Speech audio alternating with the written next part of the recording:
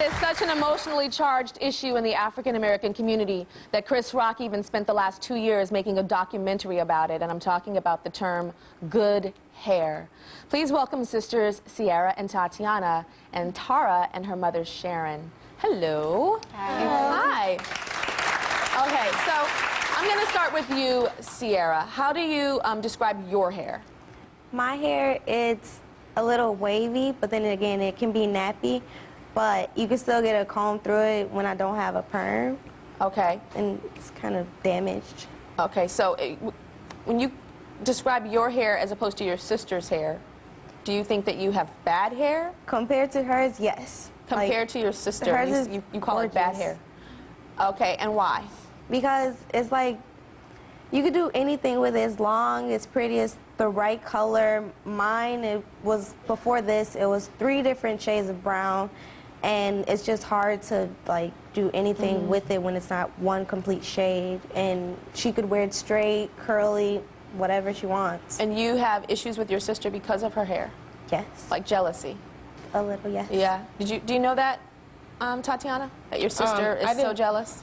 I didn't find out about the jealousy necessarily until recently. I do tease her a lot about her hair because I feel like she needs weave in it for it to be long like mine.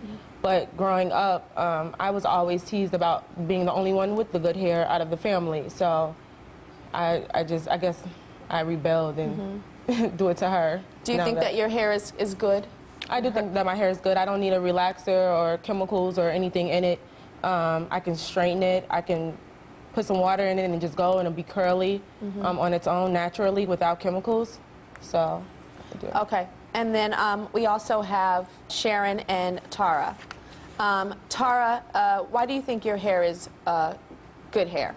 Well, I don't necessarily think, oh, I have good hair. I just think all hair is good hair. And I hate that there's so much self-hate within our community that, oh, I can't, you don't have the right kind of hair to go natural, that kind of thing. I just think it's absolutely ridiculous. Okay, I know that you said that your hair has controlled your life. Yeah. What does that mean? Well, I've always had a relaxer since I was 10. My hair was always long. And there were times when, like, I would need to work out, and I would get a relaxer. I'm like, man, I'm not messing up this relaxer, going to work out and sweating in it, that kind of thing. So, and I didn't, you know, whenever I would get new growth, which is when your natural hair starts to grow out and your relaxer meets. So I didn't like when I would need to get a relax. I wouldn't, you know, want anybody to see me. I'd be like, oh, I need to go to the beautician. But your hair is all natural now. I think it's beautiful. It's all natural. So your natural hair is causing a rift with your mother. Yes. Whenever I cut my hair, because she likes my hair long and relaxed, and whenever I cut it, she did not like it. Like one time I cut it and she was like, get out, because she hated it. Get out? Yeah. That's serious. So there's a strain on your relationship because of how she's wearing her hair now. Yes, and it's been a very recent thing that she's decided to go completely natural.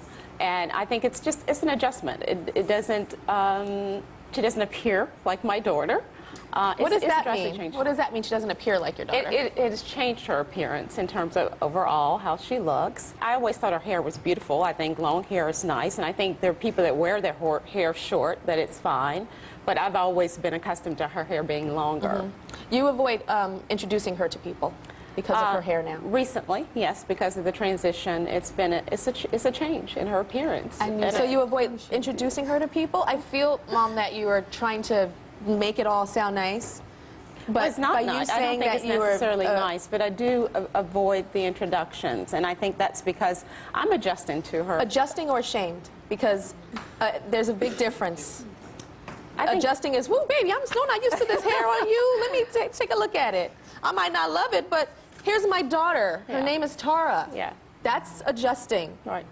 Ashamed is, I'm not going to introduce you. Can you admit that there is some shame? Well, I think that I'm not going out of my way to make an introduction. And because you feel people are going to think what when they look at her? I think people will have no problems with her. I think she's a very beautiful, it's her mother. It's an adjustment for me. So it's your problem? Correct, yes. What do you guys have to say about this? Because they're talking like this and like this and like this and like this. And it's an adjustment, and I just, I don't go out of my way to introduce people to her, and Yes, I want to hear what you guys have to say about this. Definitely, this issue is generational. You have a lot of older women and men, especially men, who cry when their daughters cut off their hair. I have in my own personal experience, my grandmother, you know, was like, we worked so hard so that we didn't have to look like that. Why would you do that to yourself? And they have to have that kind of, the younger generation has to teach the older generation, you have been brainwashed essentially to think that this is the only way that you have to look. Because really, for a lot of older generation, the hair thing, it wasn't just beauty, it was, you're not gonna get a job, you're not gonna walk in this room, you're not gonna be able to find a mate if your hair isn't straight and conforming to mainstream society. So for a lot of them, it's an almost fear thing when they see their children going natural. So it's the job of the younger generation to educate. Absolutely. Yeah. Okay. About hair, race, everything. Change. We'll be right back. Recently, a campaign was launched called My Black is Beautiful. It's featured in Essence magazine, and it celebrates African-American hair and the effort to get black women to start talking about how beautiful they are. Now, there were over 1,100 women that entered the search, and there were 4 winners, and 2 of them are here. We've got Kimberly and Yolanda. So did you guys have bad hair, good hair issues growing up as kids? Well, growing up, my mother never encouraged the term good hair. So I just appreciated that because it just allowed me to just accept my own hair. It was definitely thick and time-consuming, so that's more so what I heard as far as growing up. Never encouraged good hair and bad hair topics in my household. So. Good. And Kimberly, what about you? I had a lot of hair issues growing up because my hair is so big. You know, I was teased so much. I mean, people call me Michael Jackson, Diana Ross, Shaggy Dog, Wet Mop. I've heard everything. So it was just really hard, you know, because my hair was always so big and I always wanted tamed, and I begged my mom for a perm, and it was a really bad straight experience. perm. Yes, yeah, straight So perm. tell me why it was important for you guys to be a part of this My Black is Beautiful campaign with Essence.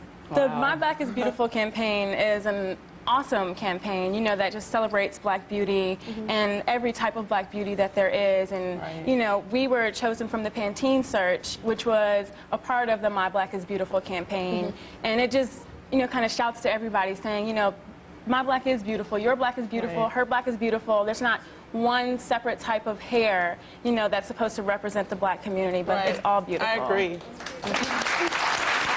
Both of you guys is black and beautiful. And also, definitely, along with the My Black is Beautiful, just taking that inner beauty, that inner strength, and letting it translate to your outer, and just letting, you know, what you already have on the inside, that self-confidence about who you are, and just taking ownership of your own personality and letting that just... And originality. You know, exactly. We'll be right back. Thank you. And it's about choices.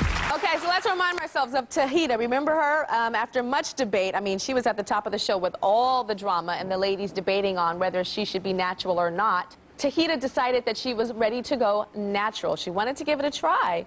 So let's see what she looks like now. Come on out, Tahita.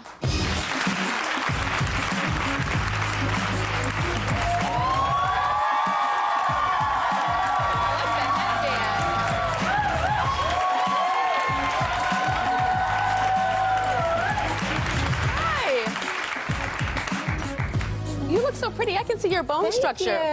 Come right here. I can see your bone structure in your face. I couldn't see that when your hair was down and long before. So this is Eric Bland. He's a celebrity hairstylist. Eric's done me a couple of times too. Tell us what you did to her hair, because I like that you also pulled it back. But the texture is different too. How did you get her texture to go more curly? Well, actually, that's her natural texture. What I did was she had a lot of split ends, a lot of dryness from the keeping the weave and putting gel. So what I did was I cut it, and then it just brought her natural texture back. She still has a few straight ends, only because she's not willing to go quite as short right now, but it'll eventually start to curl up because I got most of the dead ends off. So I that's like her natural seeing your texture. face. I like seeing your forehead and like your cheekbones. I think that's really pretty. It's gonna take getting used to, isn't it? But you make it work and you look good doing it. Me and you, girl, we're both working face. No, we're not hiding behind. Put your face down here. Let's get a little close up. Work. Smile with your eyes. Smile with your eyes. Smile with your eyes.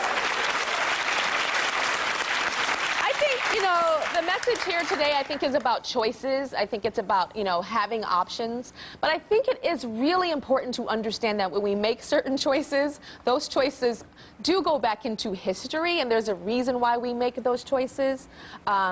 but I think everybody, you know, is free to make that choice, if that makes sense, right? When I wear that, I understand that there's reasons why I do, or reasons why society thinks that that is beautiful, and I understand why I wear this, because I feel beautiful this way. All right, see you later.